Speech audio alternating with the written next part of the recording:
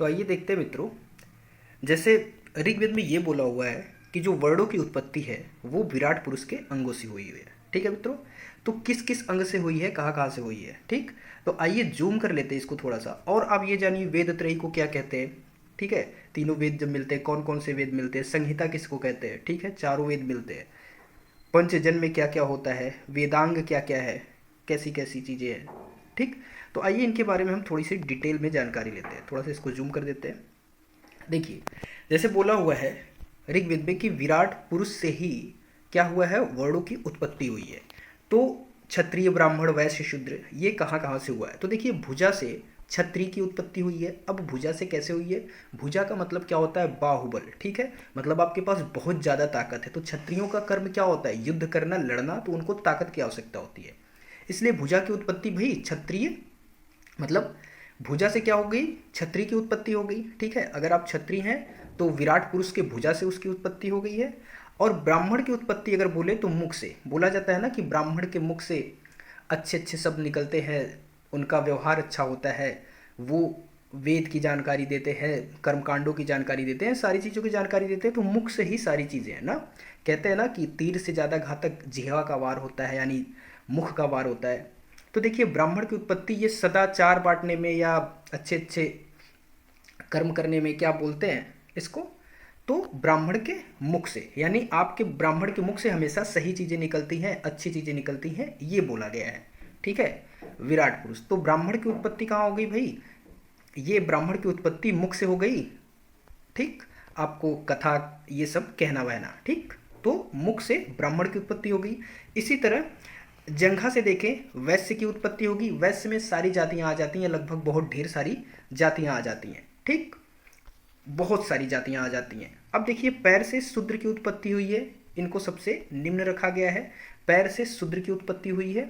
I hope चीज़ें समझ में आई होंगी। अब देखिए पंचजन क्या है, अनु है, ध्रुव है, पुरु है, यदु है, तुर्वशु है। ठीक है, तो क्या क्या है भाई, तुर्वशु, तब, यदु, यदि, पुरु, पुर, ठीक, ध्रुवया, अनु।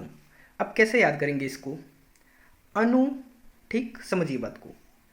यहां पर देखिए अनु, ठीक, एक मिनट, कैसे करेंगे, अनु, तब, यदि, यदि से समझिए, यदि, तब, अनु ना, यदि, यदि, तब, अनु।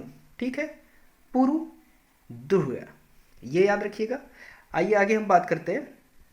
अब देखिए वेद त्रय किसको कहते हैं भाई, वेद त्रय किसको कहते हैं, तो आप ये समझिए ऋग्वेद, यजुर्वेद, सामवेद। ठीक, अगर ये तीनों वेद हैं, ऋग्वेद, यजुर्वेद और सामवेद का जो संगम होता है, समझिए एक तरह से उनको तीनों को हम क्या कहते हैं, एक साथ में वेद त्रयी कह देते हैं ना। ये तीनों वेद हैं, ऋग्वेद, यजुर्वेद, सामवेद। ठीक है, अब इसी तरह संहिता होता है, संहिता, संहिता किसको कहते हैं, इसमें बस अथर्ववेद आकर के ऐड हो जाएगा। वेद त्रयी में अगर अथर्ववेद आकर के ऐड हो गया तो हम इसको संहिता कह देंगे। ठीक है मित्रों, तो यजुर्वेद, सामवेद, अथर्ववेद और आपका हो गया ऋग्वेद।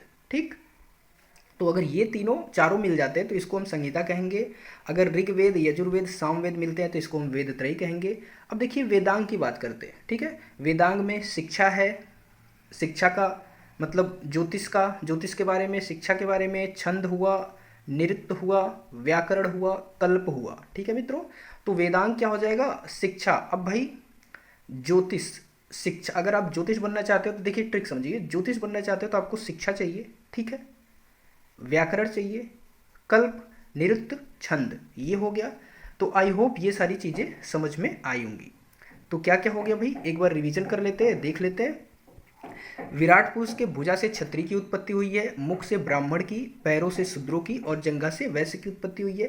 पंचजन की अगर बात करते हैं, तुर्वशु, यदु है, पुरु है, ध्रुव है, अनु है। ठीक है, वेदांग में क्या हो गया भाई, शिक्षा हो गया, ज्योतिष हो गया, छंद हो गया, नृत्य हो गया, व्याकरण हो गया, कल्प हो गया। ठीक, इसी तरह वेद त्रय किसको कहते हैं, अगर तीनों वेद मिल जाते हैं, ऋग्वेद, यजुर्वेद, सामवेद, और उसी को संहिता अगर हम कह देंगे, अगर अथर्ववेद आकर के ऐड हो जाएगा तो अथर्ववेद, ऋग्वेद, यजुर्वेद, सामवेद।